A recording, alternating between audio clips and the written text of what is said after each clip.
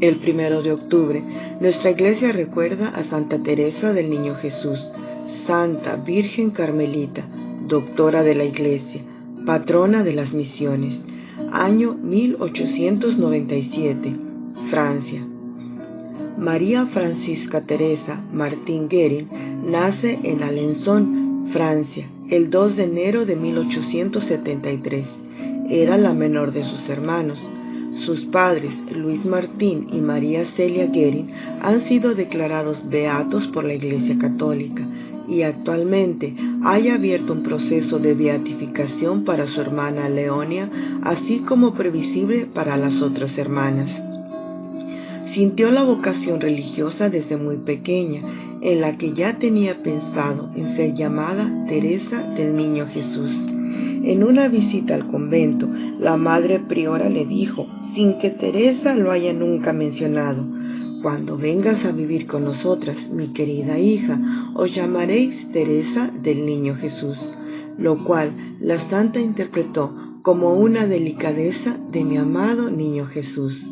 Cuando contaba 14 años, tomó la resolución de convertirse en religiosa. Tuvo muchos inconvenientes para su entrada al convento. Esto llevó a don Luis Martín y a Teresa a conversar con el Padre Superior, quien también se negó. De ahí fueron con el señor obispo de su diócesis, que tampoco aceptó, y finalmente decidió ir en persona a hablar con el sumo pontífice León XIII a Roma. Tenía 15 años. El Papa le recomendó obedecer las instrucciones de sus superiores.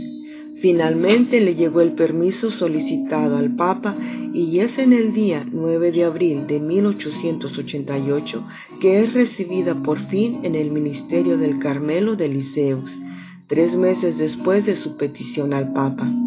En dicha ciudad vivía desde los 4 años, pues tras la muerte de su madre toda su familia se trasladó allí a vivir. Por encima de todo, antepone siempre la misericordia divina, ante la cual confía y nada hay que temer.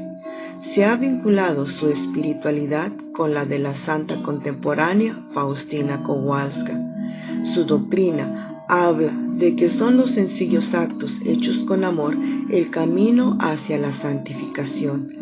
La santidad no consiste en esta o la otra práctica, sino en una disposición del corazón que nos hace humildes y pequeños entre los brazos de Dios, conscientes de nuestra flaqueza y confiados hasta la audacia de su bondad de Padre.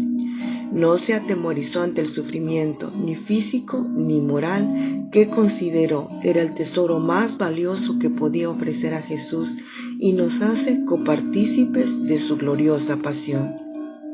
Enferma de tuberculosis pulmonar, su estado de salud empeoró gravemente durante el último año. A lo largo de los 2 últimos meses comenzó la etapa de grandes sufrimientos. Apenas podía respirar, pues solo le quedaba medianamente servible medio pulmón, y después de 2 días de penosa agonía, muere el 30 de septiembre de 1897. Permaneció durante sus últimos instantes en una suerte de éxtasis.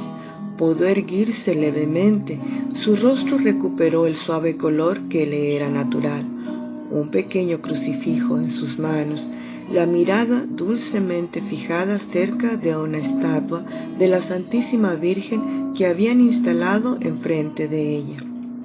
Sus últimas palabras fueron: «Oh, le amo», mirando a su crucifijo, y un instante después: «Dios mío, os amo». El centro de su espiritualidad fue la misericordia y el amor de Dios. Considerada por Pío XI como la estrella de su pontificado, en 1923 es beatificada y en 1925 canonizada. En 1927 es proclamada patrona de las misiones, pese a no haber abandonado nunca el convento, pero siempre rezaba por los misioneros y siempre fue su deseo ardiente el serlo hasta en los últimos confines de la tierra. En 1997, el Papa Juan Pablo II la proclama doctora de la Iglesia, siendo la tercera mujer en recibir ese título y es conocida como doctora del amor. La Basílica de Santa Teresa en Lisieux es uno de los edificios religiosos más grandes de Francia y el segundo lugar de peregrinación más importante del país después del Santuario de Lourdes.